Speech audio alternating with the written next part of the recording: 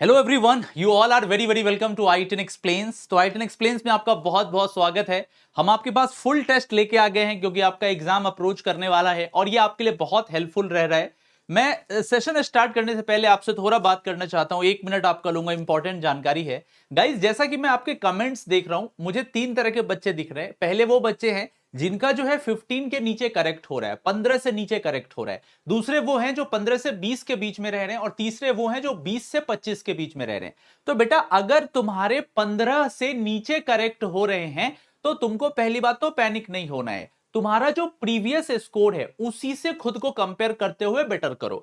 मान लो कि full test 3 में तुम्हारे 12 बने थे, तो कोशिश करो इस बार 18 19 20 तक हम लेके उसको जाएं। नहीं तो कम से कम 2-3 क्वेश्चंस भी तो पिछले से करेक्ट हो, मतलब एक ग्रेजुअल इंक्रीमेंट होना चाहिए आप स्कोर में, वो बड़ा इंपॉर्टेंट है। दूसरी चीज गाइस, अगर आप 15 से 20 के बीच में रह रहे हो पिछले कुछ टेस्ट से, तो कोशिश करो कि 20 के ऊपर लाने का। इसके लिए थोड़ा मेहनत करोगे, ध्यान से देखोगे, सिली मिस्टेक्स नहीं करोगे, कुछ बेसिक बेसिक सी चीजों को भी देखोगे तो हो जाएगा। और बेटा, अगर तुम्हारे 20 के अबव आ रहे हैं तो बहुत बढ़िया स्कोर है, नॉट बैड। और 20 के ऊपर वाले बच्चों को मैं बोलूंगा ये कंसिस्टेंसी मेंटेन रखिए और थोड़ा एक लिमिट खुद को और पुश कीजिए और कोशिश कीजिए कि 24 25 23 तक आप रहे, 23 24 25। और जिनके ऑलरेडी हर बार 24 25 है वो उसको मेंटेन करके रखिए, क्योंकि 25 एक बार ले आना बहुत बड़ी बात नहीं है, मेंटेन करके रखना बहुत बड़ी बात है। राइट, तो अपन स्टार्ट कर रहे हैं। क्लियर, तुम देख रहे हो फुल टेस्ट 4 अपने पास है, FT4। यहां पर कंप्लीट सिलेबस रिलेटेड क्वेश्चंस होते हैं और सबसे इंपॉर्टेंट बात इसकी रेलेवेंसी है। ये हाईली हाईली हाईली रेलेवेंट होते हैं। मेरे बारे में आप जानते हो, मैं आपका अपना MK सर तकरीबन 10 साल से पढ़ा रहा हूं और 3 साल हो गए अनअकैडमी प्लस पर पढ़ाते हुए, और मैंने बहुत सारे बेस्ट टीचिंग अवार्ड भी अभी तक जीते हैं। कुछ अवार्ड्स आपने अनअकैडमी पर भी देखे होंगे। चलो स्टार्ट करते हैं फर्स्ट क्वेश्चन के साथ। पहला सवाल खुद से सॉल्व कीजिए, मैं थोड़ा साइड हो जाता हूं। हट गए, चलिए। बोला गया है the correct IUPAC name for the compound CONH34 ClONOCl is. कर पाइएगा? कीजिए। आपने देखा होगा लास्ट ईयर बहुत सारे क्वेश्चंस IUPAC से रहे हैं। चलिए समझते हैं। तो सबसे पहली चीज क्या है कि इस पूरे कॉम्प्लेक्स को पहले मैं एक बार लिख ले रहा हूं। देखो, यहां से CO है, NH3 का 4 है, फिर यहां से Cl है, इसके बाद ONO है, राइट, और बाहर में काउंटर आयन के तौर पे क्या लगा हुआ है? Cl लगा हुआ है। अब आप सारे बच्चों को पता है कि Cl का मतलब हम यहां पर क्लोराइड की बात कर रहे हैं, राइट, क्योंकि इसके ऊपर चार्ज आपको पता है -1 होता है। तो इसका मतलब ये हुआ कि ये वाला जो स्फीयर हो गया, ये क्या है? कैटायोनिक पार्ट है। इसका मतलब ये क्या है? कैटायोनिक पार्ट है। और IUPAC नेमिंग में हम सबसे पहले प्रायोरिटी किसको देते हैं? कैटायोनिक पार्ट को। पहले कैटायोनिक पार्ट लिखते हैं। लेकिन गाइस, यहां एक इंपॉर्टेंट बात है, क्या? Oxidation state. तो अगर कोबाल्ट का ऑक्सीडेशन स्टेट हम मान लेते हैं, X मान लेते हैं, राइट, तो पूरे का कितना होगा आप चेक कीजिए। कोबाल्ट का X हो गया, ठीक है, अमोनिया का 0 हो गया, ठीक है। इसके बाद अपन क्लोराइड पे आ जाते हैं, -1 हो गया, नाइट्राइट पे आ जाते हैं, -1 हो गया, और बाहर में आ जाइए, Cl कितना है? -1 है, इज इक्वल टू 0। तो आपके पास x -3 is equal to 0, x is equal to 3 आ गया, राइट। तो हमारे पास कोबाल्ट का ऑक्सीडेशन स्टेट जो है वो +3 आ चुका है। अब देखिए, जो लीगेंड लगे हुए हैं वो अमोनिया है, क्लोरो है और नाइट्राइट है। कूल, NO2 नहीं लिखा है, देखिए सवाल में ONO लिखा हुआ है, तो इसको नाइट्राइट बोलते हैं। अब अल्फाबेटिकली नाम लिखेंगे, आपको पता है डाई ट्राई टेट्रा ये सब अल्फाबेटिकली कंसीडर नहीं होते हैं। सबसे पहले हम क्या कर रहे होंगे? अमीन को रखेंगे, क्योंकि A से स्टार्ट होता है। तो tetra amine chloro nitrito cobalt 3 chloride. पहले पे आते हैं। टेट्रामीन तो ठीक नजर आ रहा है, क्लोरो ठीक नजर आ रहा है, नाइट्रो बोल के यहां गलती हो गई है, तो पहला वाला गलत है। फिर आ जाइए, फिर बोला गया है क्लोरो, यहां पे अल्फाबेटिकली गलत लिखा गया है। डाइक्लोरो, डाइक्लोरो का कोई चक्कर ही नहीं है। टेट्राअमीन, हां जी, टेट्राअमीन सही है, क्लोरो सही है, नाइट्राइटो सही है, cobalt 3 chloride, so D is the correct answer. तो दो चीजें आपको पकड़नी थी क्वेश्चन में, कैटायनिक पार्ट पकड़ना था, ऑक्सीडेशन स्टेट निकालना था, अल्फाबेटिकली सजा के लिख देना था। पहले कैटायनिक पार्ट को लिखते, फिर एनायनिक पार्ट को लिखते हैं। आई होप पसंद आया होगा पहला question. Move to next. Okay, खुद से ट्राई कीजिए। ऑर्गेनिक केमिस्ट्री कर लिया try, now it's my turn. They are saying कि consider the following chemical reactions, cool, and we have oxalic acid and the another molecule is glycol, and we have to treat these two molecules in presence of conc H2SO4 and we have to find product. But they are saying कि total number of lone pairs available in major product would be, तो पहले तो दोनों को react कराएंगे।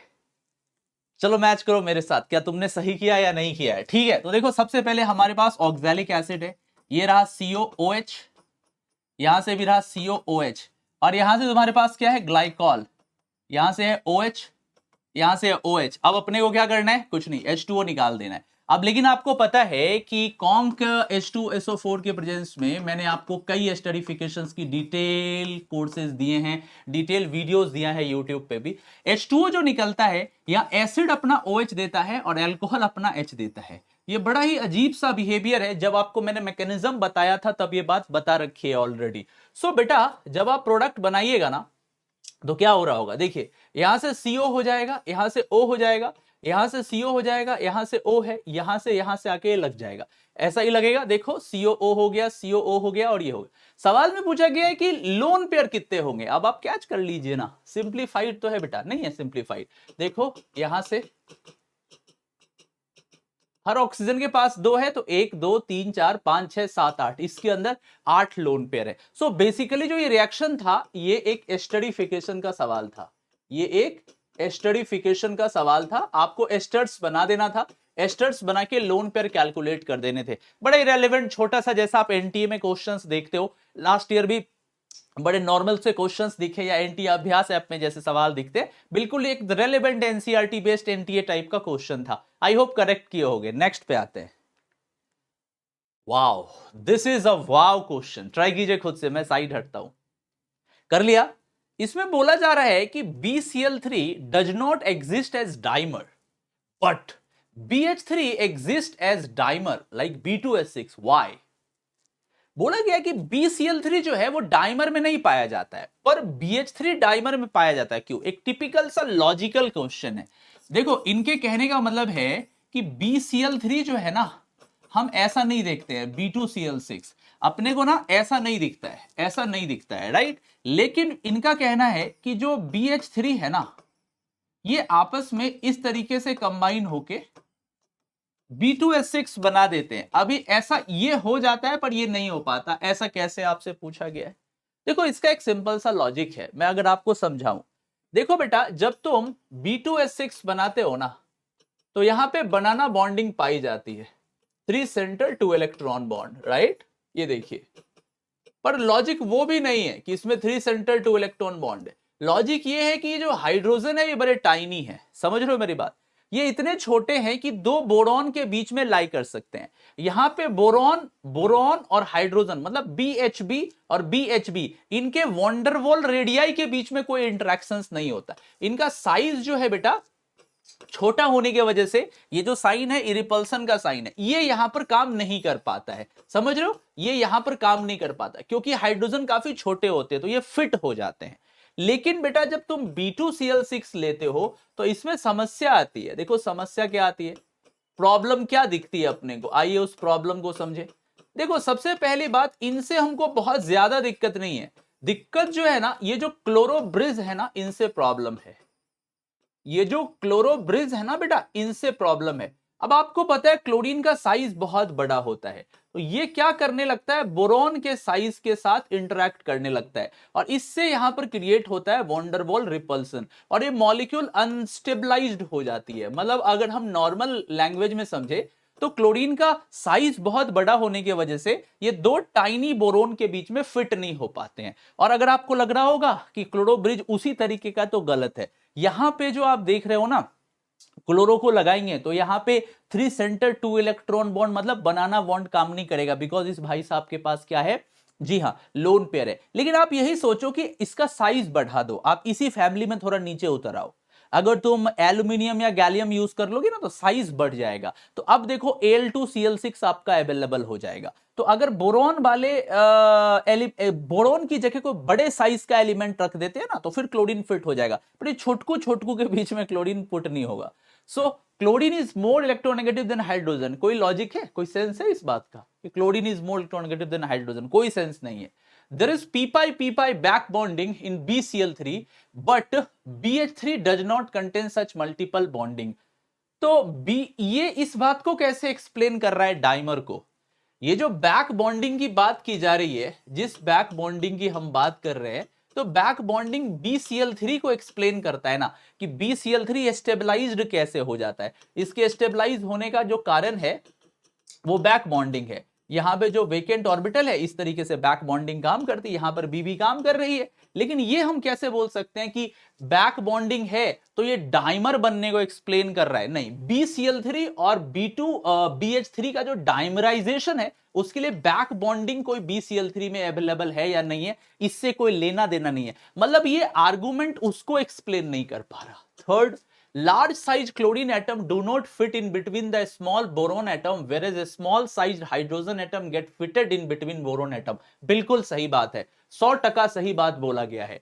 तो हमारे पास जो करेक्ट आंसर आ गया वो सी आ गया है, जो एक्सप्लेन कर रहा है कि B2S6 पाया जाता है पर B2Cl6 पाया नहीं जाता है। अगर आपको पसंद आया आप लाइक कर दीजिएगा, शेयर कर दीजिएगा और चैनल पे नए हैं तो सब्सक्राइब भी कर दीजिएगा। अगले क्वेश्चन से मूव करें बेटा, नोट करते जाइएगा, नोट कर रहे हैं ना, नोट करते जाइएगा। नेक्स्ट,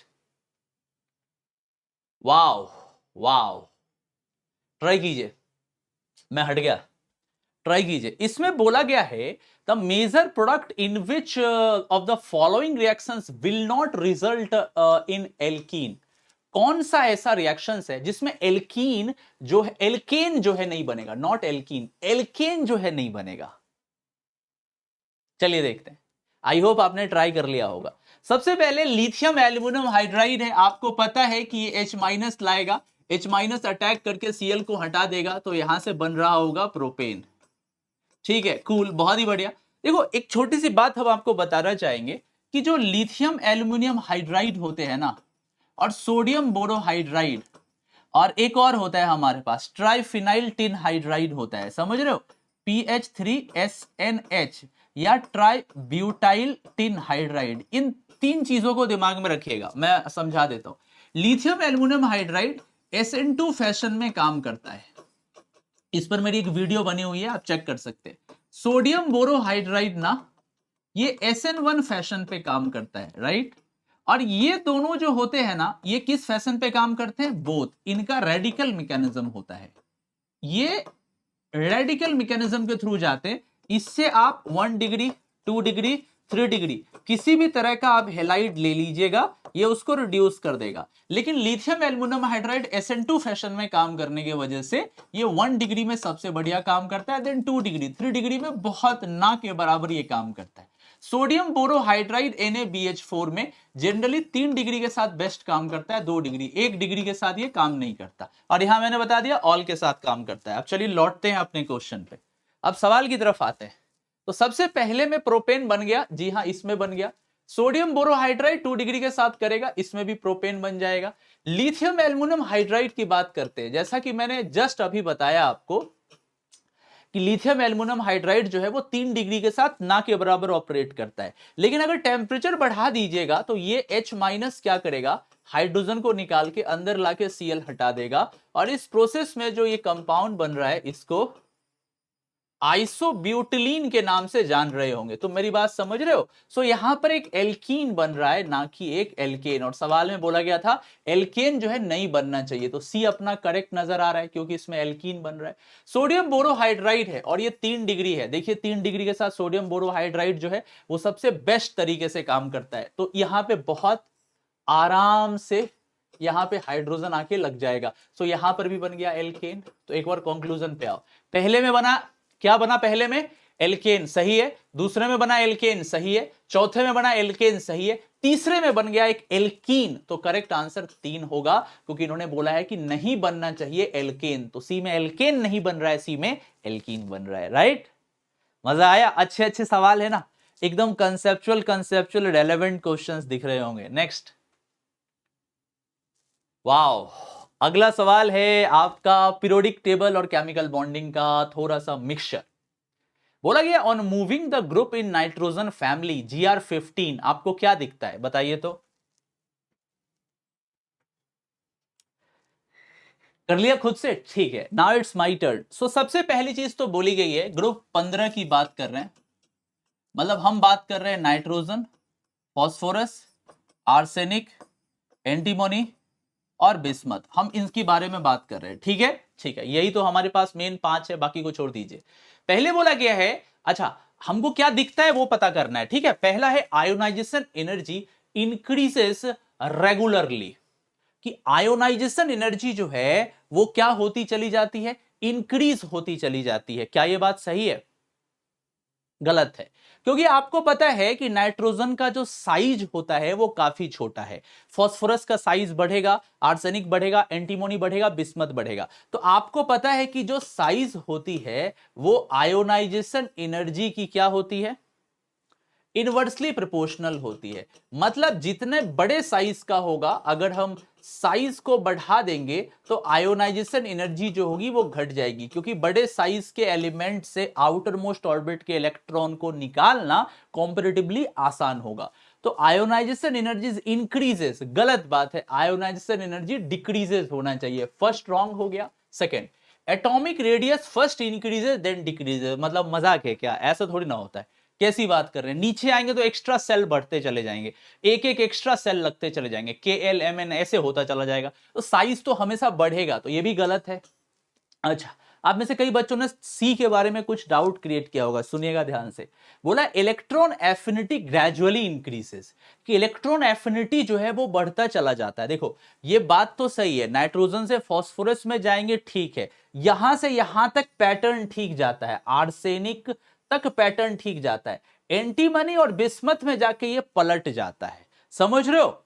बात समझ में आ रही है? इलेक्ट्रॉन एफिनिटी जो है सब कुछ ठीक हो रहा है, एंटीमनी और बिस्मथ में जाके ये चेंज हो जाता है, ये एक एक्सेप्शनल बिहेवियर शो कर देता है एंटीमनी में और बिस्मथ में। सो ये बोलना कि इलेक्ट्रॉन एफिनिटी इंक्रीज होता चला जाता है, इंक्रीज होता है, पर लास्ट में जो एंटीमनी और बिस्मथ है वहां पर एक्सेप्शनल बिहेवियर आ जाता है। इसका बड़ा लंबा एक्सप्लेनेशन है, तो दिमाग में रखिएगा इसको। सो ये जो है अगेन गलत हो गया। फिर आइए, बोला गया है metallic character gradually increases, metallic character जो होते हैं वो बढ़ते चले जाते हैं। बिल्कुल सही बात है, जब हम ऊपर से नीचे आते हैं तो हमको सडनली कैसे एलिमेंट्स दिखने लग जाते हैं, मेटल्स दिखने लग जाते हैं, मेटेलिक कैरेक्टर बढ़ने लग जाते हैं। तो ऊपर से नीचे आने पर इलेक्ट्रोनेगेटिविटी घटती है और इलेक्ट्रोपॉजिटिविटी बढ़ती चली जाती है। तो D is the correct statement, D is the correct statement. So हमसे बोला गया था कि अगर हम ग्रुप में मूव करेंगे, नाइट्रोजन फैमिली में 15 की बात करें, तो मेटेलिक कैरेक्टर जो है वो धीरे धीरे इंक्रीज होता चला जाता है। ठीक है, समझ गए ना? एकदम समझ में आ गया होगा आपको, एकदम क्लियर हो गया होगा। ठीक है, नेक्स्ट पे अपन मूव करते हैं। ओके, IUPAC फाइनली आ गया, इसको ट्राई कीजिए खुद से, ये सही होना चाहिए। फाइनली IUPAC आ गया। दे आर सेइंग कि जो IUPAC नेम है इस स्ट्रक्चर का वो क्या होगा, ट्राई करें। कर लिया? नाउ इट्स माय टर्न, ध्यान से देखिएगा। सो इस कंपाउंड में जो सबसे सीनियर फंक्शनल ग्रुप है वो कौन है? एसिड है। तो हमको क्या करना होगा, एसिड को एक नंबर देना होगा। पर देखिए मजे की बात यह है कि 1 2 3 4 4 आ रहा है, 1 2 3 4 4 आ रहा है, लेकिन हमको यह सोचना होगा कि जब एसिड को नंबर 1 देंगे, एसिड जब सीनियर हो जाएगा तो बाकी सब जूनियर्स हो जाएंगे। जूनियर्स के बीच में अपन सीनियर्स नहीं ढूंढते। Getting my point? सो हम इस पे सबसे पहले आएंगे, फिर यहां, फिर यहां, फिर यहां। आप बोलोगे ऐसा क्यों? ऐसा इसलिए हमने किया बिकॉज अगर आप क्लियर देखोगे तो आप पाओगे कि जो NH2 है वो अमीनो है और CHO फॉर्माइल है, और अल्फाबेटिकली अमीनो पहले आता है। अब आप ऐसा मत सोचना कि NH2 और CHO में सीनियर CHO है, नहीं, वही तो गलत करा लोगे। फिर हमको ये ढूंढना होगा कि जो जूनियर्स बचे रहे उनमें से फर्स्ट पॉइंट ऑफ डिफरेंस या हमको चेक करना होगा अल्फाबेटिकली। तो अपन ऐसे आते हैं, 2 नंबर पे अमीनो है, 3 नंबर पे फॉर्माइल है, पहले अमीनो फिर फॉर्माइल। तो यहां पहला वाला 3 अमीनो गलत है, यहां पर भी 3 अमीनो गलत है, एक अमीनो गलत है। सी पे आते हैं, देखो 2 अमीनो परफेक्ट है, ए पहले आया अल्फाबेटिकली, 3 नंबर पे फॉर्माइल एकदम सही है, 4 कार्बन के लिए ब्यूटेन सही है, 1,4 डायोइक एसिड सही है, यहां ई नहीं हटेगा क्योंकि डी आगे दिख रहा है। सो सी इज द करेक्ट आंसर। समझे? तो सबसे पहले हमको सीनियर फंक्शनल ग्रुप चेक कर लेना था, और सीनियर फंक्शनल ग्रुप हमारा यहां पर एसिड था। इसके बाद आपको कुछ नहीं करना था, अल्फाबेटिकल चेक कर लेना था, आपको अल्फाबेटिकल प्रेफरेंस चेक कर लेना था, आंसर आ जाता। आई होप क्लैरिटी मिल गई होगी, सारे बच्चों को क्लैरिटी आ गई होगी। ठीक है, नेक्स्ट। ओ वाओ, एक बड़ा ट्रिकी सवाल, छोटा क्वेश्चन है, इंटीजर टाइप का, आजकल मेंस में भी नजर आता है, आप कर सकते हैं, खुद से कीजिए बेटा। कर लिया। How many of the following oxides will react with both NaOH and HCl at ordinary conditions and will produce any salt if possible. किसमें से कौन सा ऐसा आपको लगता है ऑक्साइड है जो या तो एसिड से या बेस से रिएक्ट करके कोई सॉल्ट बना सकता है? तो देखो, अब आपको पता है कि जो ऑक्साइड्स एसिड्स के साथ, बेसेस या एल्कली के साथ रिएक्ट करके सॉल्ट दे रहे होते हैं, उस तरह के ऑक्साइड को अपन बुलाते हैं एम्फोटेरिक ऑक्साइड। आपने ब्लॉक केमिस्ट्री में पढ़ा होगा, एनसीईआरटी में भी देखा होगा, एम्फोटेरिक ऑक्साइड।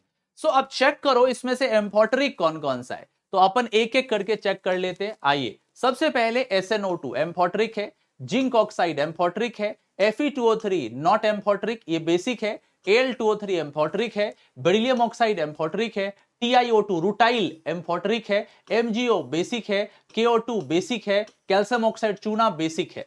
तो हमारे पास 1 2 3 4 5 टोटल मिला के 5 है। फिर से गिन लो, 1 2 3 4 5, 5 ऐसे हमारे पास ऑक्साइड्स हैं जो कि NaOH और HCl दोनों के साथ रिएक्ट कर सकते हैं, बिकॉज वो एम्फोटेरिक है। ठीक है ना?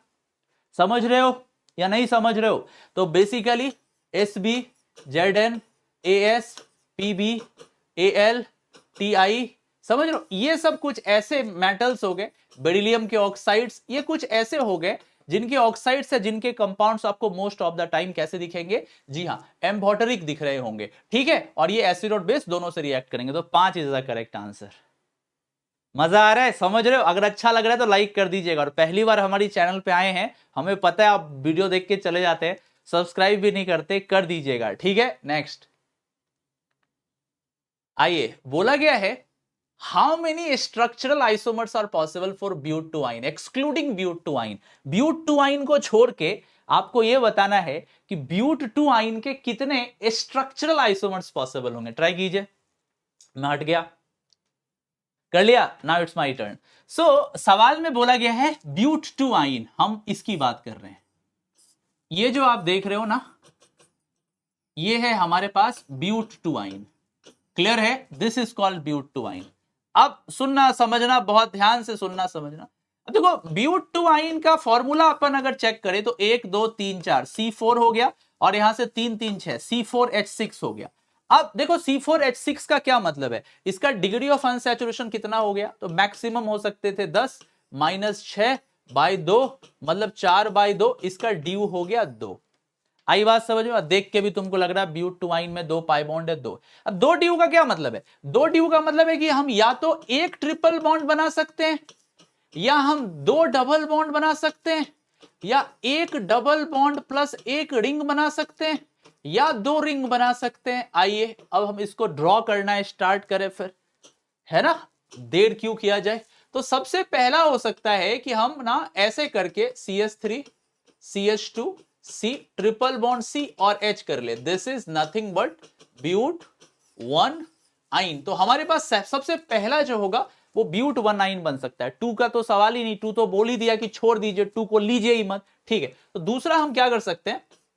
C double bond C, C double bond C, एक ये बना सकते हैं। आप चाहिए तो हाइड्रोजन लिख लीजिए, CH2 होगा, CH होगा, CH होगा, CH2 होगा, 2 2 4, और यहां से 2 6। जी हाँ, ये भी हमारे पास पॉसिबल है। अच्छा, एक हमारे पास ऐसा भी हो सकता है, C double bond C double bond C H, यहां से CH3 और यहां से CH2, 3 2 5 1 6। जी हाँ, ये भी करेक्ट है, 3 बन गया हमारे पास। अब आइए, इससे ज्यादा अपन कुछ ब्रांचिंग नहीं कर सकते, चेक करके देख लीजिएगा, है ना? अब साइक्लिक में आना पड़ेगा। साइक्लिक में आ जाए तो 4 लिया, एक डबल बॉन्ड लगा दिया, तो साइक्लोब्यूटीन भी पॉसिबल है। अच्छा, अब अपन 3 में आते हैं। 3 में आ गए, यहां पे एक डबल बॉन्ड लगा दिया है, ठीक है, यहां एक मिथाइल लगा दिया है, ये भी पॉसिबल है। 3 यहां से, 4 यहां से, 5 1 6 यहां से। अच्छा, दूसरा हो सकता है कि हम 3 ले लिए और मिथाइल यहां पे लगा दिए, ठीक है, तो हमारे पास कितने हो गए?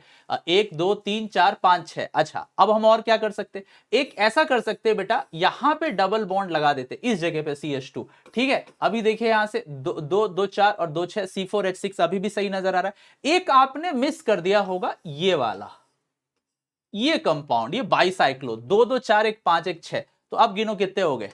पहला, दूसरा, तीसरा, चौथा, पांचवा, छठा, सातवां, आठवां, टोटल मिला के 8 हो गए। अगर हम ओरिजिनल स्ट्रक्चर को भी ले लेते तो 9 बन जाता। तो ऑर्डिनरी कंडीशंस में अगर हम बात करें तो हमारे इसके जो फॉर्मूला है C4H6, इसके टोटल 9 होते हैं। अभी रिसेंटली एक नया भी खोजा गया है और कई जगह विकिपीडिया पे दिखता भी है, TMM वगैरह, किताबों में नहीं आया, जेई में नहीं दिखेगा। तो टोटल 9 है, बट आप जनरली अगर इसको छोड़ दीजिएगा ओरिजिनल स्ट्रक्चर को तो 8 होंगे। बट एग्जाम में आता है कि C4H6 के कितने स्ट्रक्चरल हैं, तो 9 लिखिएगा। सवाल थोड़ा सा इसको छोड़ के पूछा था, इसीलिए 8 है। अगर सही हुआ है तो लाइक कर दीजिएगा, शेयर कर दीजिएगा, सब्सक्राइब भी कर दीजिएगा। Next, wow that is amazing question. लो मैं हट गया, ट्राई करो। कर लिया। मेटलर्जी का क्वेश्चन है। क्या बोल रहे हैं ये कि ores of metals of high reactivity, medium reactivity and having low reactivity can be extracted bye respectively. बहुत प्यारा सा सवाल है। तो आपको पता है कि जो मेटल बहुत हाई रिएक्टिव होते हैं, जैसे सोडियम हो गए, पोटेशियम हो गए, कैल्शियम हो गए, है ना, इनके लिए जो मेथड हम यूज कर रहे होते हैं वो इलेक्ट्रोलिसिस होता है। तो जो हाई रिएक्टिविटी वाले मेटल है, सोडियम हो गए, पोटेशियम हो गए, रुबिडियम हो गए, कैल्शियम हो गए, इनके लिए हम यूज करते हैं इलेक्ट्रोलिसिस। ठीक है, नीचे भी एक इलेक्ट्रोलिसिस है, देखते हैं। जो मीडियम रिएक्टिविटी वाले मेटल होते हैं, मीडियम रिएक्टिविटी का मतलब क्या हो गया, जैसे आयरन हो गया, कॉपर हो गया, जैसे आपके पास जिंक हो गया, जैसे आपके पास टाइटेनियम हो गया, समझ रहे हो। इन सब मेटल्स के लिए, या कई बार आपको मैग्नीशियम इस कैटेगरी में भी दिख जाता है, इनके लिए हम रोस्टिंग या कैल्सिनेशन लगा रहे होते हैं। तो बेसिकली इसके लिए रोस्टिंग या कैल्सिनेशन लगता है। परफेक्ट, सही जा रहा है। फिर अब आइए लो रिएक्टिविटी। बेटा लो रिएक्टिविटी के अंदर कौन कौन आ जाते हैं, जैसे Ag हो गया, Au हो गया, Pt हो गया, RH हो गया, Ru हो गया। इन सब मेटल्स के लिए हम जनरली हाइड्रोमेटलर्जी का यूज कर रहे होते हैं। हाइड्रोमेटलर्जी जो है बेटा वही मैकआर्थर फॉरेस्ट साइनाइड प्रोसेस वाला है, जिसमें आप क्या कर रहे होते हैं, कॉम्प्लेक्स बना के एक मोर इलेक्ट्रोपॉजिटिव मेटल निकाल के लेस वाले को रिप्लेस कर दिया कर रहे होते हैं। सो हमारे पास करेक्ट आंसर ए है। मैं फिर से बता दूं, हाई रिएक्टिविटी के लिए इलेक्ट्रोलिसिस, जो बीच के रिएक्टिव मेटल्स होते हैं उनके लिए आप रोस्टिंग या कैल्सिनेशन लगा रहे होते हैं। ठीक है, और इसके अलावा जो मेटल्स बहुत ज्यादा पैसिव होंगे उनके लिए आप हाइड्रोमेटलर्जी लगा रहे होते हैं। हालांकि इनका नाम है, इनको अपन इलेक्ट्रोमेटलर्जी भी बोलते हैं, इसको हम लोग पायरोमेटलर्जी भी बोलते हैं, और इसको हाइड्रोमेटलर्जी भी बोलते हैं। तो ये भी आप लोग लिख लीजिएगा। ठीक है, एकदम कॉन्फिडेंस बूस्ट हो रहा है। चलिए नेक्स्ट, वेलकम। एक स्ट्रक्चरल क्वेश्चन है, ट्राई कीजिए। बोला गया है कि consider the given reactions and find final product x. आपको अंतिम प्रोडक्ट एक्स बताना है। मैं हट जा रहा हूं, आप खुद से सॉल्व कीजिए। कर लिया। Now it's my turn. आ जाओ फटाफट, इसको डील करें, आ जाओ फटाफट। सो बोल रहे हैं ये कि आपके पास ये अल्कोहल है और SOCl2 और प्रिडीन के साथ अपन रिएक्ट कराएंगे। ठीक है, ठीक है सर जी, एकदम ठीक है। सो क्या करेंगे, सबसे पहले तो SOCl2 और प्रिडीन है, इसके साथ ये आएगा, और आपको पता है जो OH है वो Cl में कन्वर्ट हो जाएगा। तो सबसे पहले स्टेप में ये देखिए, यहां से आपके पास CH2 है और यहां से आपके पास Cl आ जाएगा। ठीक है, आपको मैं बता दूं, जब थायोनाइल क्लोराइड प्रिडीन के साथ आ रहा होता है तो जिस मैकेनिज्म को फॉलो करते हैं वो SN2 मैकेनिज्म होता है, और बिना प्रिडीन के साथ SNI होता है। तो यहां तक आगे। फिर इन्होंने बोला है कि मैग्नीशियम लीजिए और यहां से ड्राई ईथर लीजिए और इसके साथ आप इसको हीट कीजिए। अब देखिए अगले स्टेप में अपने को क्या नजर आता है, अगले स्टेप में हमको नजर आता है CH2, यहां से MgCl, मतलब आपने बना लिया ग्रिग्नार्ड रिएजेंट। ये जो बना, ये क्या बना, एक ग्रिग्नार्ड रिएजेंट बना, राइट। अब इसके बाद इसका रिएक्शंस आपको किसके ऊपर कराना है, जी हाँ, ऑक्सीरेन के ऊपर। ठीक है, ये इपॉक्साइड आपको गिवन है, ये लीजिए इपॉक्साइड गिवन है। अब रिएक्शंस अपन कराएंगे, तो यहां पे माइनस, यहां प्लस दीजिए, माइनस अटैक करेगा, इसको खोल देगा। ठीक है, अब मैं थोड़ा साइड हट जाता हूं। अब देखो ये कुछ ऐसा हो रहा होगा, यहां से CH2 अटैक हुआ, CH2, फिर यहां से CH2, फिर यहां से O माइनस, राइट। अब आ जाइए, इसके बाद H प्लस लगाएंगे। अब आइए, जब H प्लस लगाएंगे तो क्या बन रहा होगा, यहां से CH2, यहां से CH2, यहां से CH2, यहां से OH। ये रहा हमारे पास आंसर। तो अब देखिए ऐसा कोई आंसर है क्या, पहले वाले में OH का पोजीशन गलत है, दूसरे वाले में 1 2 3 OH 1 2 3 OH, दूसरा सही नजर आ रहा है, तीसरे में कार्बन कम है गलत है, चौथे में बीच में इथर है गलत है। So B is the correct answer. मैं फिर से बता दूं क्या किया मैंने। पहले SOCl2 के साथ हमने क्या किया, नॉर्मल सा SN2 कराया, OH को हटा के हमने Cl पुट कर दिया, ठीक है। इसके बाद हम Mg ड्राई ईथर लाए हैं तो ग्रिग्नार्ड बन गया, ठीक है। इसके बाद इसने अटैक कर दिया है, रिंग ओपनिंग रिएक्शंस हो गया, रिंग ओपन हो गया, यहाँ पे O माइनस आया, लास्ट में H+ है, इसके साथ आपने OH को पुट कर दिया। आई होप करेक्ट आंसर आ गया होगा, बिल्कुल करेक्ट आंसर आ गया होगा। So B is the correct answer. Confidence build up हो रहा है, अरे होगा होगा, बिल्कुल होगा। नेक्स्ट, वाओ, अगेन एक बहुत ही कूल क्वेश्चन है, ट्राई कीजिए। तो मैं साइड हूं, आप लोग पहले स्क्रीन को रोकिए, ट्राई कीजिए।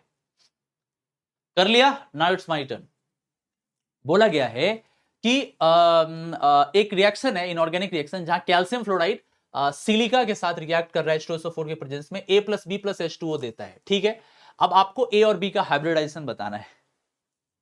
किसका सवाल है बताएंगे? ये S ब्लॉक का सवाल हो सकता है, और सल्फ्यूरिक एसिड के केमिकल प्रॉपर्टीज पे भी क्वेश्चन को आप पुट कर सकते हैं। चलिए अपन इसको सॉल्व करते हैं। सो सिंपल सा इक्वेशन लिख लीजिए, बाकी का काम हो गया। Calcium fluoride plus SiO2 plus H2SO4, साथ में हीट कर दीजिए, कैल्शियम सल्फेट, सिलिकॉन टेट्राफ्लोराइड, और साथ में H2 आएगा। मैं बैलेंस नहीं कर रहा, जरूरी नहीं है, ठीक है। सो हमारे पास A जो है वो यही आ रहा होगा, B यही। आप बोलोगे हमको कैसे पता चलेगा A B, देख लेते हैं, अभी करके देख लेंगे। अब देखिए, आपको पता है कि कैल्शियम सल्फेट जो है, वैसे तो ये एक आयनिक कंपाउंड है, इस पे 2+, इस पे 2- है, तो हाइब्रिडाइजेशन किसका होगा? सल्फेट का हाइब्रिडाइजेशन होगा, SO4 2-। अब आप सबको पता है कि सल्फेट जो है वो कुछ ऐसा है, S डबल बॉन्ड O, यहां से O- है, यहां से O- है, ये sp3 हाइब्रिडाइज्ड है, और ये कैसा दिखता है आपको? ये दिखता है हमको टेट्राहीड्रल, समझे मेरी बात? ये दिखता है हमको टेट्राहीड्रल, ठीक है। अब रही बात SiF4 की। अब SiF4 में आप लोग देखिए क्या हो गया, ये रहा Si, यहां से रहा F, यहां से रहा F, यहां से रहा F, यहां से रहा F, इसमें 4 बॉन्ड पेयर, 0 लोन पेयर है, तो 4 के 4 बॉन्ड पेयर, कोई लोन पेयर है ही नहीं, तो अपन क्या कर रहे होंगे, सिंपल सा टेट्राहीड्रल sp3 ले लेंगे। तो ये भी sp3 है, वो भी sp3 है। अगर A B को उल्टा भी करते आंसर सेम आता। पहला sp3 करेक्ट है, sp3 sp2 गलत है, D तो आया ही नहीं, D तो आया ही नहीं। सो A is the correct answer. Clear हुआ? बस एक इक्वेशंस और सबके सब खुल गए। सो आपको बस ये इक्वेशंस पता होना चाहिए, आंसर आ जाता, ठीक है। नेक्स्ट, यस, ये सवाल बहुत सही है, इसमें गलती होने की प्रोबेबिलिटी है कुछ नहीं सवाल में, बस सोचिए और ट्राई कीजिए। बोला गया है कि CH3I है, Ag2H2 है, हीट है, A क्या होगा यहां पे? What is A in this case? कर लिया, ओके चलो, नाउ इट्स माय टर्न। सो हमारे पास एक ऐसा कोई कंपाउंड है, देखो, ठीक है, यहां मिथाइल लगा हुआ है, इसका लोन पेयर है। सबसे पहले हम क्या करेंगे, CH3I है, एकदम टिपिकल हाइड्रोकार्बन, NCERT क्लास 11 से बन जाएगा। सो यहां से आइए N, यहां से आइए मिथाइल, और यहां से CH3, यहां से क्या आया, पॉजिटिव चार्ज आया, आ गया पॉजिटिव चार्ज, राइट। अब Ag2O H2O मिलके क्या बना रहा होगा, ये बना रहा होगा 2AgOH। अब आगे अपने को क्या करना है, तुमको बढ़िया से पता है आगे क्या करना है। अभी AgOH से जो बेस है OH-, ये हाइड्रोजन खींचने आ रहा है, और कौन सा एलिमिनेशन कर रहा है, हॉफमान्स। एनसीईआरटी में वर्ड आपने सुना होगा, प्रीवियस ईयर में भी, हॉफमान्स एलिमिनेशन। अब इसमें क्या करना होता है, अपने को बीटा चूज करना होता है। देखिए यहां से अल्फा है, यहां बीटा है, अल्फा है, बीटा, अल्फा, बीटा। अगर आप ऐसे कर रहे हो तो एक बीटा आपका छूट गया, ये वाला बीटा, ये वाला कार्बन। और आप उस बीटा को चूज कीजिए जो सबसे लेस स्टेरिकली क्राउडेड है, समझ रहे हो? तो ये वाला पार्ट जो है वो ये है, यहां वाला हाइड्रोजन लेंगे, OH- आएगा, इस हाइड्रोजन को खींचेगा, ये बॉन्ड अंदर की तरफ आएगा, और ये यहां से टूट जाएगा। सो अब देखिए ये कुछ ऐसा बन गया, यहां से N आ गया, यहां से आप ले आइए, और यहां से CH3 लगा हुआ है, ठीक है। अच्छा, यहां से डबल बॉन्ड आ गया। मैं इसी को सीधा करके अगर लिख दूं, आप लोग को लग रहा होगा ये क्या है, छोटा सा तो सवाल है, मैं इसी को सीधा करके लिख दूं तो यहां से 1 2 3 कार्बन है, ठीक है। देखो एक सेकेंड, देखो यहां से 1 2 3, यहां पे डबल बॉन्ड है। अब सोचो ऐसा कोई ऑप्शन है क्या? पहले में आते हैं, देखो पहले वाले में N के साथ CH3 है, उधर 2, इधर 2, इधर से 1 2 3, पहला ही करेक्ट नजर आ रहा है, first one is he correct है। सेकेंड वन में गलत जगह से निकाला गया है, हाइड्रोजन सेकंड का एलिमिनेशन प्रोडक्ट रॉन्ग है, मेजर नहीं आएगा वो, ये भी गलत है और ये भी गलत है। सो करेक्ट आंसर जो अपने को दिख रहा है वो ए दिख रहा है। समझे मेरी बात? आपको बीटा चूज करना था जहां पे क्राउडिंग सबसे कम होगी, दैट्स ऑल, और कुछ नहीं करना था। समझ गए? हाँ समझ गए होगे। ठीक है, नेक्स्ट। वाओ, एक और क्वेश्चन आता हुआ, बड़ा छोटा सा क्वेश्चन है बट ट्रस्ट में मजेदार है। The hydration energy of Mg2+ is larger than that of, पहले खुद से ट्राई कीजिए। कर लिया? Now it's my turn. देखो, सबसे पहली चीज, हाइड्रेशन एनर्जी जो होती है वो डिपेंड करती है किसके ऊपर? चार्ज डेंसिटी के ऊपर, बोले तो सिग्मा के ऊपर। और सिग्मा जो होता है वो क्या होता है? Q/A। Sigma is what? Q/A। यहां पर Q क्या है? Q है चार्ज, और A क्या है? एरिया। मतलब कोई भी चार्ज पार्टिकल या चार्ज आयन जितना छोटा होगा वो वाटर में या पोलर सॉल्वेंट में जाके उतना बेटर तरीके से हाइड्रेट हो पाएगा। आप ऐसे समझो कि अगर हमारे पास कोई भी एलिमेंट का एक छोटा सा एटम दिखा रहे हैं, आयन दिखा रहे हैं, उस पर प्लस माइनस देके ऐसे चार्ज दिखा दिए, तो ये छोटा होने की वजह से ये ढेर सारे वाटर को अपने पास इकट्ठा कर लेगा। तो जितना छोटा आप चार्ज लाओगे, जितना पॉजिटिव उस पर बढ़ाओगे, उसकी चार्ज डेंसिटी बढ़ेगी, वाटर को खींचेगा। अब Mg2+ पे देखो, एल्यूमिनियम 3+, आपको पता है Al के ऊपर 3 पॉजिटिव चार्ज है, मतलब जबरदस्त चार्ज है, काफी छोटा भी है। आपको पता होगा Al3+ का साइज जो है वो Mg2+ से भी छोटा होता है, क्योंकि चार्ज उसके ऊपर ज्यादा है। तो ये बहुत अच्छी तरीके से हाइड्रेट होगा, तो ये बेटर होगा, इसका बेटर हाइड्रेशन एनर्जी होगा एक्चुअली। ठीक है, B2+ का भी साइज छोटा है, इसका भी बेटर हाइड्रेशन एनर्जी होगा। Mg3+ वैसे जल्दी बनता नहीं है, पर अगर मान लेते हैं बनता है तो ऑब्वियस सी बात है बेटर हाइड्रेशन एनर्जी होगा, क्योंकि चार्ज ज्यादा है। लेकिन अब अगर मैं सोडियम आयन की बात करता हूं, पहला तो ये गलत हुआ, ये भी गलत हुआ, ये भी गलत हुआ। सोडियम आयन में पहली बात तो चार्ज भी ज्यादा नहीं है, ठीक है, और दूसरी बात साइज भी उतना छोटा नहीं है, इसीलिए अपन क्या करेंगे? बी को ही करेक्ट आंसर मान रहे होंगे। क्लियर है बेटा सबका? समझ में आई बात या नहीं आई? चार्ज डेंसिटी देखना था और कुछ नहीं देखना था, ठीक है। चलो नेक्स्ट ट्राई कीजिए। इसमें बोला गया है कि the number of aromatic isomers possible for C7H8O would be. C7H8O में कितने एरोमेटिक आइसोमर्स पॉसिबल होंगे? तो पहली बात तो अपने को कुछ नहीं करना है, क्योंकि सवाल में खुद बोल दिया एरोमेटिक, तो अपन कौन होते कुछ करने वाले। तो देखो क्या पॉसिबिलिटीज हो सकती है। पहली पॉसिबिलिटीज है 7 कार्बन है ना, तो बेंजीन बनाइए और CH3 लगा दीजिए, एक पोजीशन पे OH है। समझ में आई बात या नहीं समझ में आई बात? देखो 4 तो हाइड्रोजन यहां से है, 1 2 3 4, 3 यहां से 7 और 1 8, परफेक्ट। अब इसका ऑर्थो मेटा पैरा कर दो, यहां से हो गया CH3, यहां से हो गया OH मेटा, यहां से ले लो CH3, यहां से ले लो OH पैरा, 3 तो यहां से बन गए। ठीक है, अभी आओ, अभी और बात करते हैं। इसके बाद एक पॉसिबिलिटीज ये हो सकती है, यहां से CH2OH ले ले, ठीक है। मैं इसका जो ये जो आपको दिख रहा है क्रेसॉल है। अब इसके 3 वेरिएंट हमने बनाए, ऑर्थो मेटा पैरा OMP, 3 तरह के क्रेसॉल नजर आए। ये जो है आपके पास बेंजाइल अल्कोहल है, ये बेंजाइल अल्कोहल है। आप बोल लोगे 4 आया, नहीं, एक छूट गया आपसे, बताइए कौन सा? एनिसोल OCH3, ठीक है, ये भी एरोमेटिक है। 1 2 3 4, यहां से 5 3 8, तो और 7, तो यहां से C7H8O, यही था ना C7H8O, इसका नाम है एनिसोल, ठीक है, एनिसोल। तो टोटल मिला के 1 2 3 4 5, 5 इज द करेक्ट आंसर। समझे मेरी बात? क्लियर हो रहा है जी सबका? हाँ हो रहा है तो लाइक भी कर दो, और देख के चले जाते हो सब्सक्राइब भी कर दो, शेयर भी कर दो, सपोर्ट कर दो। समझ रहे हो? जी हाँ। आगे नेक्स्ट बोला गया choose the correct IUPAC name of trimesic acid. लो, बोले देना कि जनरल नाम बहुत इंपॉर्टेंट है, मेंस में, नीट में, एडवांस में, हर जगह दिखता है। ट्राइमेसिक एसिड का IUPAC नाम क्या होगा? पहले बनाते हैं ट्राइमेसिक एसिड, आप लोग ट्राई कीजिए, कर लिए ना?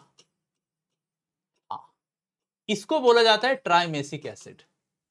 अब ट्राइमेसिक एसिड है तो आप बताओ एसिड कितने कितने नंबर पे है? 1 3 5, तो इसका नाम हो जाएगा benzene 1 3 5 try carboxylic acid. Name of this thing is benzene 135 tricarboxylic acid, समझे मेरी बात? Benzene 135 tricarboxylic acid. 2,2 dimethyl propanoic acid wrong है। साइक्लोहेक्सेन 135 ट्राइकार्बोक्सिलिक रॉन्ग है, साइक्लोहेक्सेन तो है ही नहीं। और 3 फिनाइल प्रोपटोय भी रॉन्ग है।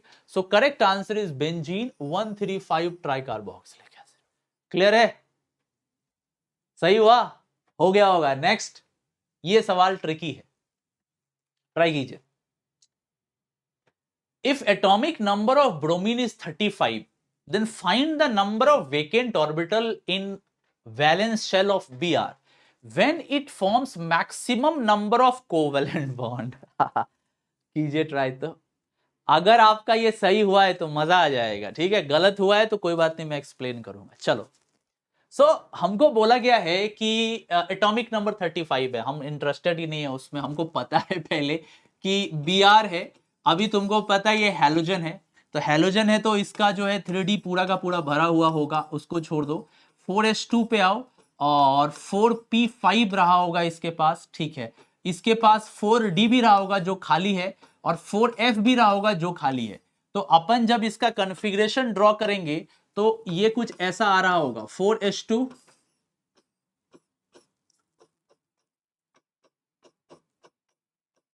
और ये रहा 4p5। अब देखो मजे वाली बात अभी है, अब इसके जो डी है खाली है,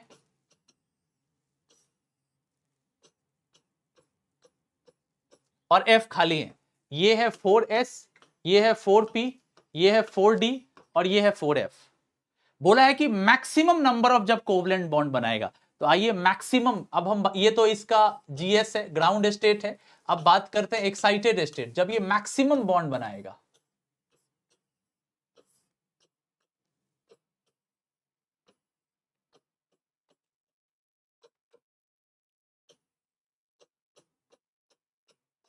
ठीक है, अब जब ये मैक्सिमम बॉन्ड बनाएगा तो अपने इलेक्ट्रॉन को जंप करा देगा। यहां एक पहुंचा, यहां से एक जंप कराया, यहां पहुंचा, यहां से जंप कराया, यहां पहुंचा, यहां एक ऑलरेडी है।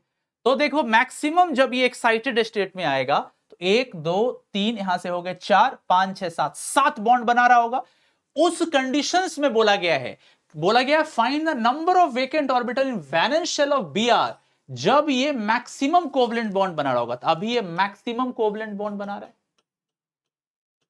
तो अब बताओ कितने वेकेंट हैं? तो यहां से देखो, 2 यहां से आ गए आपके पास, है ना? यहां से 1 2 3 4 5 6 7 7 यहां से आ गए, 7 + 2 9 9 वेकेंट ऑर्बिटल है। यहीं पे बच्चे फंस जाते हैं, 2 लगा के यहां पे चूक जाते हैं, उनको लगता है कि 2 ही हो रहा होगा। नहीं, यही सवाल का ट्विस्ट है और ट्रिक है। सवाल में कोई भी ऐसी चीज नहीं थी जो कि बहुत एडवांस लेवल की थी, सारी की सारी चीज एनसीईआरटी प्रीवियस ईयर से इंस्पायर्ड है, बट सवाल को ट्रिकी बना देता है इसका वेकेंट ऑर्बिटल। जब मैक्सिमम बॉन्ड बनेगा तो वेकेंट को भी लेना होगा। तो 7 यहां से, 2 यहां से, 9, 4f के साथ मिल गए और 3d के 2 बचे हुए। 9 इज द करेक्ट आंसर, ठीक है? Next, wow, which of the following acid based reactions expected to more in forward reaction? किसके बारे में हम एक्सपेक्ट करें कि फॉरवर्ड रिएक्शन में जाने के हाईएस्ट चांसेस हैं? छोटा सा एसिड बेस्ड रिएक्शन है, ट्राई कीजिए। Now it's my turn. देखो तुमको सीधी सी बात बताएं कि कोई भी रिएक्शन होने का एक सिंपल सा कंडीशंस होता है कि इक्विलिब्रियम के अगर लेफ्ट साइड स्ट्रॉन्ग एसिड है और राइट साइड वीक एसिड है, काम कर जाएगा। एक ट्रिक हम आपको बताए थे, मैं यहां पे ट्रिक लिख दे रहा हूं। एक ट्रिक है सवा। अगर हमारे पास सवा हो, सवा मतलब स्ट्रॉन्ग एसिड वीक एसिड, तो रिएक्शन किधर जाएगी? फॉरवर्ड जाएगी। अगर हमारे पास वसा हो, क्या हो? वसा, तो रिएक्शन जो होगी वो रिवर्स जाएगी। अगर आपको ये ट्रिक याद ना रहे तो आप ऐसे समझिएगा, वसा जो होता है वो हिंदी में फैट को बोलते हैं। फैट मतलब मोटा, समझ रहे हो? जो बहुत ज्यादा मोटा हो जाएगा ये वो दौड़ नहीं पाएगा, समझ रहे हो? हाँ, तो वसा वाला चल नहीं पाता है, वो पीछे चला जाता है, और फॉरवर्ड वाला चलने लगता है। तो अभी देखो क्या करेंगे, HBr जो है और एसिटिक एसिड, आप सबको पता है HBr स्ट्रॉन्ग एसिड है, CH3COH वीक एसिड है, सवा दे दनादन। फिर आ जाओ, HCl है और सल्फोनिक एसिड है। यार इनऑर्गेनिक मिनरल एसिड के सामने ऑर्गेनिक नहीं टिक पाते, तो स्ट्रॉन्ग एसिड वीक एसिड सवा दे दनादन चलेगा। आगे आओ, अब मीथेन सल्फोनिक एसिड और इधर क्या है? इधर है प्रोपेनोइक एसिड, ऑब्वियसली बात है सल्फोनिक एसिड कार्बोक्सिलिक से बेहतर होते हैं क्योंकि नेगेटिव चार्ज ज्यादा बेटर तरीके से रेजोनेंस स्टेबलाइज होती है। स्ट्रॉन्ग एसिड, वीक एसिड, एकदम फॉरवर्ड चला गया, लास्ट में आओ H2SO4 और H2OCO2 मिलके H2CO3 देखेंगे। तो यहां से स्ट्रॉन्ग एसिड, यहां से भी वीक एसिड, सब ओ माय गॉड, चारों के चारों, ये रहा ना, D is the correct answer. चारों के चारों रिएक्शंस जो है वो फॉरवर्ड डायरेक्शन में जाएंगे, बस आपको ये ट्रिक पता होनी चाहिए। Strong acid to weak acid forward जाता है और weak acid to strong acid reverse जाता है। सवा और वसा वाला ट्रिक याद रखिएगा, ठीक है। नेक्स्ट, अगला एक और क्वेश्चन आपके पास बड़ा ही कमाल का आता हुआ, ट्राई कीजिए। बोला गया है कि X प्लस S हीट कर रहे हैं, Y है, BaCl2 डाल रहे हैं, BaSO4 है, तो बताओ X क्या हो सकता है इस सीक्वेंस में। ट्राई कर लो, इट्स माई टर्न। देखो मैं बता रहा हूं बहुत अच्छे अच्छे क्वेश्चंस हम लेके आए हैं, आपको करना सिर्फ एक चीज है, लाइक करके अटेंडेंस डाल देनी है, आपको शेयर कर देना है अपने सारे दोस्तों के पास। इतनी मेहनत से ला रहा हूं और मैं वीडियो पे कोई ऐड वैड भी नहीं चलाता हूं, तो मेक श्योर आप इसको शेयर कर दे, जिस भी ग्रुप में हो आप, टेलीग्राम, व्हाट्सएप, सोशल साइट, इतना तो सपोर्ट कर सकते हैं। और अगर पहली बार आप देख रहे हैं, आपको पसंद आ रहा है, हमारा मेहनत एफर्ट अच्छा लग रहा है, तो सब्सक्राइब जरूर कर दीजिएगा, राइट। हाँ, अगर आप पेरेंट्स हैं तो अपने बच्चों तक पहुंचा दें, क्योंकि हेल्पफुल चीज है ना, तो आपके काम की चीजें हैं। आओ अब सवाल पे आते हैं। तो पहले तो बोला गया है कि यहां से BaSO4 है और यहां से बेरियम है, इसका मतलब है Y में रहा होगा सल्फेट आयन, तभी तो Ba2+ इसके साथ मिलके BaSO4 बनाया होगा। रिवर्स इंजीनियरिंग करके पता चल गया कि Y में सल्फेट है। अब सोचो कि X क्या रखे जो सल्फेट बन जाए, आपको बस एक ही तो इक्वेशन आता है, एक ही तो इक्वेशन है कि अगर हम KO2 लेते हैं और यहां सल्फर लेते हैं, 2KO2 plus sulphur gives K2SO4। एकदम सिंपल सा तो इक्वेशन आप जानते हो कि जब पोटेशियम सुपर ऑक्साइड सल्फर के साथ हीट किया जाता है तो ये पोटेशियम सल्फेट बनाता है। अब पोटेशियम सल्फेट के अंदर आप BaCl2 डाल दीजिए, प्रेसिपिटेशन रिएक्शंस हो जाएगी, BaSO4 नीचे आ जाएगा और 2KCl सॉल्यूशन में रह जाएगी। यही तो सवाल पूछा गया था। करेक्ट आंसर ये गलत है, KO2 सही है, K2O गलत है, K2CO3 गलत है। सल्फर के साथ जो रिएक्ट करता है वो पोटेशियम सुपर ऑक्साइड रिएक्ट कर रहा होता है, ठीक है। एकदम सिंपल सा इक्वेशन था, बट ट्रस्ट मी एकदम रेलेवेंट था। Next, wow, which of the following carboxylic acid can undergo decarboxylation by simply heating and not using soda lime. बोला गया कि किसको ना खाली गर्म करने से डिकार्बोक्सिलेट हो जाएगा, सोडा वोडा की जरूरत ही नहीं पड़ती, बताओ कौन है। तो मैंने आपको बताया था कि कुछ ऐसे कैटेगरी हैं जहां पे आपको किसी चीज की रिक्वायरमेंट ही नहीं है, वो एबी काम करता है। क्या क्या है वो है मेलोनिक एसिड, मतलब जब एक कार्बन पे 2 एसिड लगे हो, या बीटा कीटो एसिड, जब बीटा पोजीशंस पर कीटो हो, या बीटा पर कोई और भी इलेक्ट्रॉन विड्रॉइंग ग्रुप हो, तो भी बहुत आराम से डिकार्बोक्सिलेट हो जाते हैं। या पिकोलिनिक एसिड, मतलब जस्ट एसिड के एडजेसेंट पोजीशंस पे कोई हेटेरो एटम हो साइक्लिक स्ट्रक्चर में, जैसे पिरिडीन लगा हुआ हो, है ना, तो पिरिडीन के केस में पिकोलिनिक बोल देंगे। अगर फ्यूरान लगा हो तो इसको फ्लोइक बोल देंगे। सब बेसिक सी एकदम चीज हाइड्रोकार्बन में। अब बोला गया है कि सिंपली हीटिंग, अब यार इस एसिड को खाली गर्म कर देंगे तो काम नहीं चलेगा, यहां सोडा लाइम चाहिए होगा, NaOH CO यहां पे चाहिए होगा। यहां पर भी आइएगा, इसका कार्बन आयन बहुत अनस्टेबल है, यहां पर भी आपको सोडा लाइम तो एटलीस्ट चाहिए होगा, तभी काम करेगा। हाँ, इसके केस में तो बहुत यूनिक केस है ना, समझ रहे हो मेरी बात। यहां पर भी अनस्टेबिलिटी आ रही है, क्योंकि यहां पे अगर आप कार्बन आयन बनाओगे तो बहुत ही अनस्टेबलाइज्ड हो जाएगा, तो यहां पर भी आपको सोडा लाइम के साथ डिकार्बोक्सिलेशन कराना होगा। बट उधर देखो, इधर सोडा लाइम की जरूरत नहीं है। यहां क्या होता है, ये एवी डिकार्बोक्सिलेट हो जाता है हीट करने से। मैंने पहले भी मैकेनिज्म बताया है, फिर से मैकेनिज्म बता देते हैं। देखो ये कुछ ऐसा काम करता है, इनके बीच में पहले हाइड्रोजन बॉन्डिंग काम करती है, समझे, और ये इस वाले बॉन्ड को खींच लेता है, समझ रहे हो मेरी बात, H को, और ये वाला नेगेटिव चार्ज इधर आ जाता है। तो ये कुछ ऐसा हो रहा है, देखो यहां से आ गया है NH, यहां से C double bond O minus अंदर की तरफ आता है, ये बॉन्ड यहां से टूट जाता है, यहां पॉजिटिव है। अब देखो ये कुछ ऐसा हो गया, कैसा हो गया, देखो यहां से ऐसे आ जाओ, समझ रहे हो, यहां पे नेगेटिव आ गया और यहां हाइड्रोजन पॉजिटिव है। अब इंट्रामोलिकुलर प्रोटॉन एक्सचेंज हो जाएगी, तुरंत ही खींच लेगा उसको, और ये डिकार्बोक्सिलेट हो गया, समझ रहे हो, यहां पे आके हाइड्रोजन लग गया। कोई भी सोडा लाइम डिकार्बोक्सिलेशन वगैरह की जरूरत नहीं है, आप सिंपली डिकार्बोक्सिलेट कर दिए गर्म करके। इसी तरीके का अगर हमारे पास ये एसिड रहता, यहाँ COH होता तो भी ऐसे ही करते। तो डी में नॉर्मल डिकार्बोक्सिलेशन हो जाएगा सिंपली गर्म करने से, सोडा लाइम की रिक्वायरमेंट नहीं है। C is wrong, B is wrong, A is wrong. Clear है ना? Very good. Next, wow, again एक बड़ा कमाल का सवाल बोला गया है कि CH2 double bond CH is reduced by lithium aluminum hydride. The C double bond C is unaffected if a hydrogen from vinylic position C3 is replaced by an unknown group G. It is observed that C double bond C bond is now reduced along with acid. Identify G. एकदम normal copy वाला question, previous year type वाला question. बोला है कि अगर ऐसा कोई group हो ना CH2 CH COOH और यहां पे आप अगर लिथियम एल्यूमिनियम हाइड्राइड लगाइएगा, देखा जाता है कि एसिड तो रिड्यूस हो जाता है पर डबल बॉन्ड का कुछ नहीं होता। मतलब आपको देखने को मिलता है जो एक्राइलिक एसिड है वो एलाइल अल्कोहल में कन्वर्ट हो गया। ठीक है, बोला गया कि जब हम विनाइलिक वाले हाइड्रोजन को C3 1 2 3 एक हाइड्रोजन हटा के कोई ग्रुप लगा दें, यहां से CH2 जो था उससे एक हाइड्रोजन हम अगर हटा लें, इससे अगर हम एक हाइड्रोजन हटा लें और यहां एक ग्रुप लगा दें, तो इस ग्रुप को लगाने पर अब ऑब्जर्व क्या होता है वो देखिए। अब ऑब्जर्व ये होता है कि डबल बॉन्ड भी निपट गया। समझ रहे हो मेरी बात? हाँ, और एल्कोहल भी रिड्यूस हो गया। तो बताइए ग्रुप क्या रहा होगा? सिंपल सा फंडा है, आपने सिनामिक एसिड देखा होगा, आपने किताबों में देखा होगा, प्रीवियस क्वेश्चन में देखा होगा, आपने टेस्ट सीरीज में देखा होगा, कई जगह देखा होगा कि जी की जगह अगर कोई एरोमेटिक ग्रुप लगा दे, कोई भी एरोमेटिक ग्रुप, जैसे हम बेंजीन रिंग लगा देते हैं, जैसे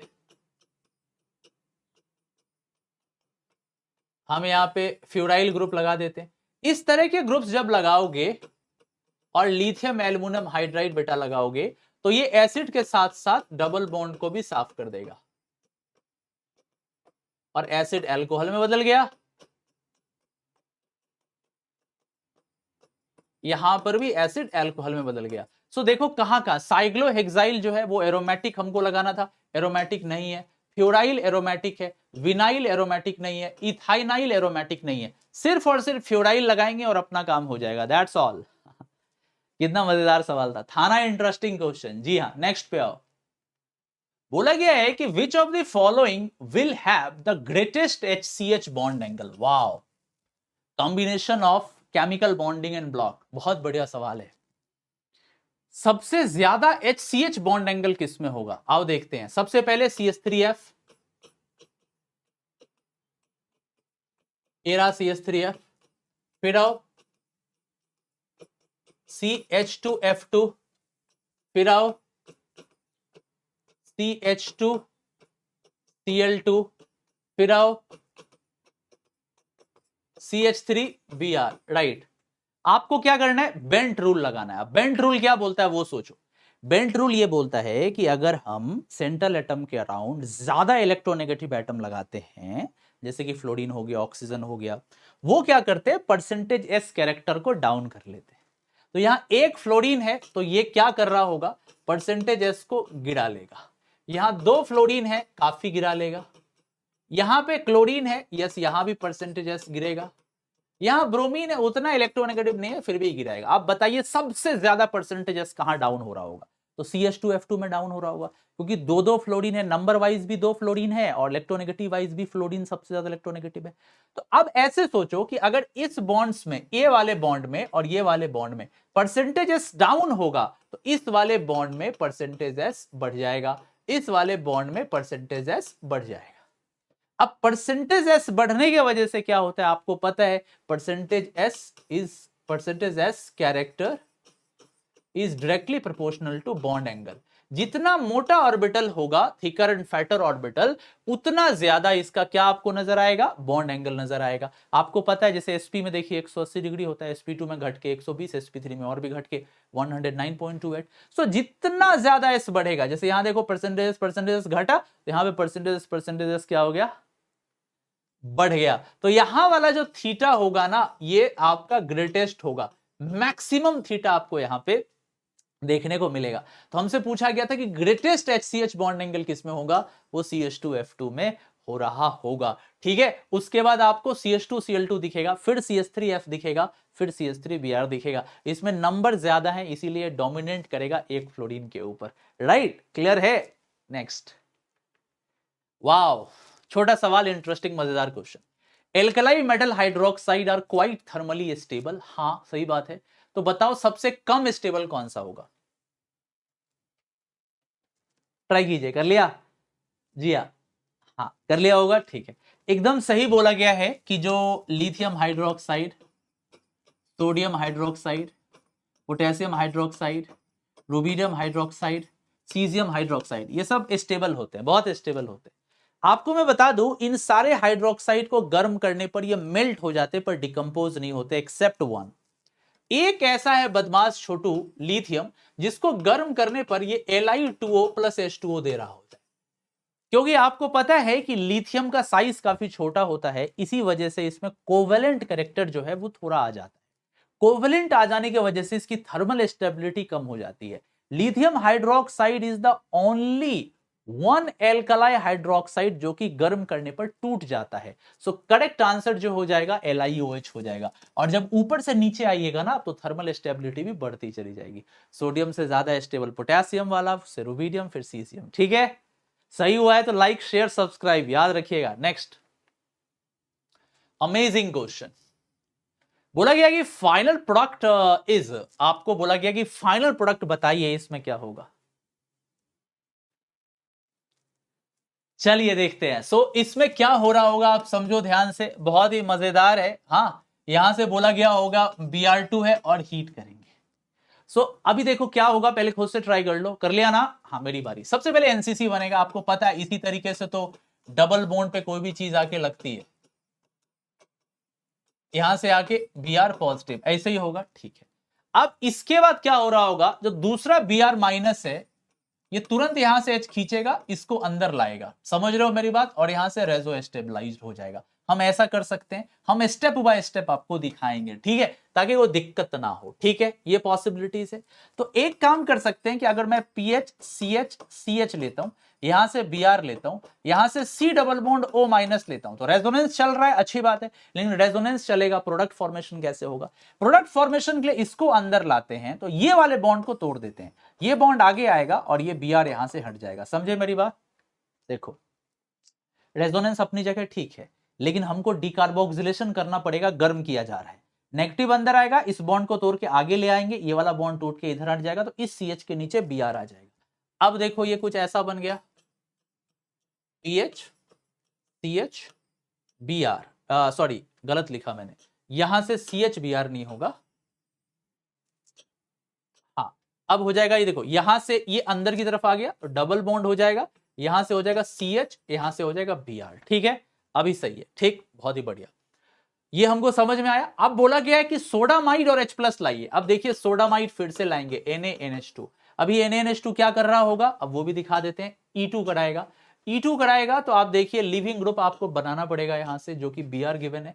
तो यहां से C लाइए, यहां से H लाइए, तो अपन NH2 माइनस लेंगे, हाइड्रोजन खींचेंगे, ये बॉन्ड अंदर आएगा, Br निकाल देंगे, तो यहां से PH C triple bond C, phenyl acetylene हो जाएगा।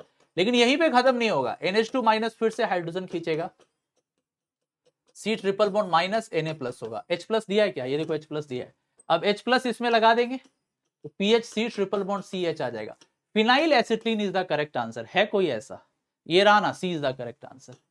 बड़ा कमाल का सवाल है, डिकार्बोक्सिलेशन करा दिए, एक लाइन का रिएजेंट बेस्ड क्वेश्चन है। Br2 लगाया और सिंपली लगा के डिकार्बोक्सिलेशन कर दिए, खत्म, खलास। नेक्स्ट, वाओ, एकदम छोटकू सा क्वेश्चन है। Major product form in the reaction is, दिए गए रिएक्शंस का मेजर प्रोडक्ट क्या हो सकता है? खुद से ट्राई कीजिए। कर लिए? अगर सही होता है तो लाइक शेयर सब्सक्राइब, पता है आपको, जी हाँ, हर बार बोल रहे हैं, आप लोग सिर्फ वीडियो देख लेते हो, नहीं करते हो। करो सब्सक्राइब और बेल आइकन को भी प्रेस करो। सोडियम और ड्राई ईथर, सो बालक आपको पता है रेडिकल बनेगा, यहां रेडिकल, यहां रेडिकल, दो रेडिकल है, कुछ तो आपको ऐसा नजर नहीं आ रहा है। आपको पता है ये अनस्टेबिलिटी वाला कंपाउंड है, 4 मेंबर, दो दो चिपका हुआ है, तो अपन बीच वाले बॉन्ड को तोड़ देते हैं। ठीक है, कैसे टूटेगा? ये इधर आएगा, ये इधर आएगा, ये इधर आएगा, ये इधर आएगा, अब डबल बॉन्ड बना दो, ऐसे ऐसे ऐसे ऐसे डबल बॉन्ड। अब यहाँ डबल बॉन्ड आ गया और जस्ट इसके ऑपोजिट यहाँ डबल बॉन्ड आ गया। ऐसा कोई है? डी तो नहीं है, सी भी नहीं है, बी है, ए नहीं है। सो करेक्ट आंसर बी हो गया हमारे पास। आई बात समझ में या बात समझ में नहीं आई बालको? आ रही है ना? आ रही है तो शेयर कर देना, सब्सक्राइब भी कर देना। नेक्स्ट, वाओ वाओ वाओ, कीजिए तो ट्राई। एक ऑक्सी एसिड है फास्फोरस का जिसमें कुछ ऐसे लिंकेज हैं, 4 पीओएच लिंकेज है, 2 पीओ बॉन्ड्स है, 1 पीओपी लिंकेज है, तो एक्सपेक्टेड ऑक्सी एसिड क्या होएगा? चलो ट्राई करते हैं। तो 2 पीओ है, 1 पीओपी है, तो 1 पीओपी, ये लो पीओपी, ठीक है जी, हाँ जी। अच्छा और क्या बोले हो? 4 पीओएच मांग रहे हो, अच्छा, और पीओ 2 मांग रहे हो, तो लो 1 पीओ 1 पीओ, और ओके ये हो गया 2 पीओ 1 पीओपी, 4 पीओएच मांगे हो ना, ठीक है लगा देते। पहला ओएच, पहला, दूसरा, तीसरा और चौथा। अब ये एक्सपेक्टेड एसिड हमारे पास क्या हो सकता है? कौन सा है ये एसिड?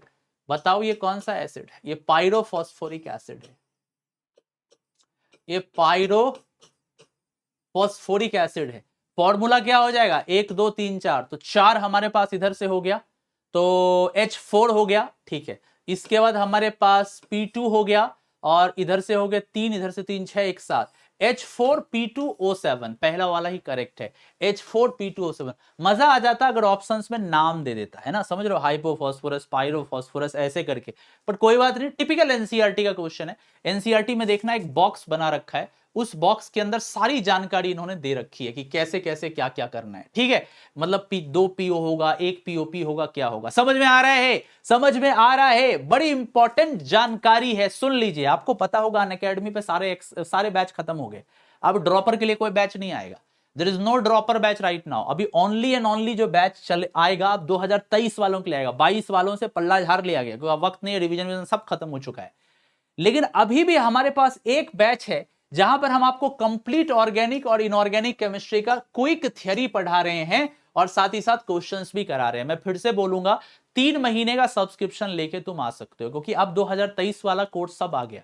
अभी 4 या 6 कोर्स लॉन्च हुए हैं अलग अलग टीम के। अब लगातार आज से, मतलब अभी से लेके अगले 4 महीने तक 23 के कोर्सेज आएंगे। जी हाँ, 23 के कोर्सेज अभी आएंगे लगातार जुलाई तक, पूरा का पूरा अप्रैल, पूरा का पूरा मई, पूरा का पूरा जून, पूरा का पूरा जुलाई। सो आप समझ ही सकते हो कोर्स कैसे आएंगे। तो मेक श्योर, बस चंद कोर्सेज हैं, ये कोर्स अभी रिसेंटली स्टार्ट हुआ है, मेक श्योर आप इसको ज्वाइन कीजिए। और अगर आप जब भी प्लस पे आए कोड यूज करें IITN एक्सप्लेन्स, इसको यूज कीजिएगा तो मैक्सिमम डिस्काउंट मिलेगा। और हमारे सारे कोर्सेज, ऐसा नहीं कि सिर्फ मेरे ही कोर्सेज, सब टीचर के कोर्सेज तुम कर सकते हो, ठीक है जी हाँ। इसके अलावा मैं बताना चाहूंगा एक बहुत बड़ा ऑफर आया टेस्ट सीरीज वाला। आपको पता है कि जो अनअकैडमी टेस्ट सीरीज आपके पास लेके आया, जिसमें से 23 टेस्ट मिल जाते हैं JEE 2020 के लिए, और सॉल्यूशंस मिल जाते हैं आपको। इसके अलावा इंटीग्रेटेड रैंक प्रिडिक्टर है, आप अपना रैंक भी प्रिडिक्ट कर सकते हैं। टॉप एजुकेटेड इसको बनाते हैं, टॉप एजुकेटर ने बनाया है, और बहुत बढ़िया एग्जाम लाइक पैटर्न आपको मिलता है। आप कोड यूज कर सकते हैं, कोड है IITN एक्सप्लेन्स, ठीक है। बहुत सस्ता है, 499 में आधा प्राइस कर दिया गया। पहले ये 1000 का था, अभी घट के सिर्फ 499 पे आ गया। तो मेक श्योर आप अनअकैडमी लाइट को सब्सक्राइब कर सकते हैं। जब सब्सक्रिप्शन लीजिएगा ना तो ऑटोमेटिकली आप लाइट में वहां 3 दिखेंगे प्लस आइकॉनिक लाइट, तो लाइट पे जाके चूज कर लीजिएगा। इसके अलावा बता देंगे आपको कि अभी आपके पास ना 2011 से लेकर 2020 तक प्रीवियस ईयर क्वेश्चन पेपर का IIT JEE PYQ test series आया हुआ है, इसमें आप आ सकते हैं, इसको भी आप चेक कर सकते हैं। फुल लेंथ सिलेबस है, आपको डिटेल एक्सप्लेनेशन है एवरी क्वेश्चन का, और आपको प्रीवियस ईयर करना ही चाहिए तो आप कर सकते हैं, ठीक है। ये भी अनअकैडमी में मिल जाएगा, कोड मांगे IITN एक्सप्लेन्स। तो ये सबसे बड़ी जानकारी थी बैच के बारे में, क्योंकि अब 22 का कोई भी बैच अवेलेबल नहीं है, ठीक है। और ये तो मैंने आपको बता दिया, PYQ और अनअकैडमी लाइट के बारे में भी मैंने आपको बता दिया है। अब आप लोगों को क्या करना है, अब आपको यह बताना है कि आज की क्लास में आपका बेस्ट क्वेश्चन कौन सा था, कौन सा क्वेश्चन आपका बेस्ट सवाल था, और आपने कितना एंजॉय किया इनको, ठीक है।